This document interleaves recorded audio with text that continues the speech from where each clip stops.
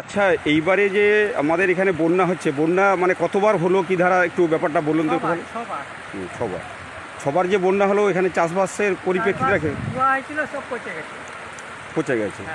আচ্ছা আচ্ছা গোপাল দা, তুমিও তো চাষ করেছো, ধরো এখন বর্তমান সময়ে কি পরিস্থিতি, মানে চাষের কি বুঝতে পারছো, মানে লাভ চাষ করতে ফসলটা ফলাচ্ছি কিন্তু মানে রেট দাম পাচ্ছি না, ন্যায্য মূল্য পয়সা পাচ্ছি না, যার জন্য আমাদের চাষ বারবার করতে হচ্ছে বা ক্ষয়ক্ষতি মানে আমাদের বলতে হচ্ছে, মাসুল বলতে হচ্ছে। আর সারের দাম সারের দাম প্রচুর বেড়ে গেছে, কীটনাশক সারের দাম বেড়ে গেছে, তাহলে কী করে চাষবাস করবে। আচ্ছা, আর তারপর আমাদের যে প্রায় 1 বছর কাল আমরা জব কার্ড পাইনি।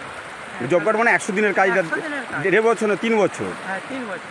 3 বছর 100 দিনের কাজ পাইনি। আচ্ছা, তাহলে আমরা সংসার কি করে চালাবো? আচ্ছা, তাহলে কি চাইছেন, মানে কি চাইছেন? খুব ভালো হয়, উপকৃত হয়। আর মানে ফসলের দাম যেমন ন্যায্য মূল্যে সরকার হয়।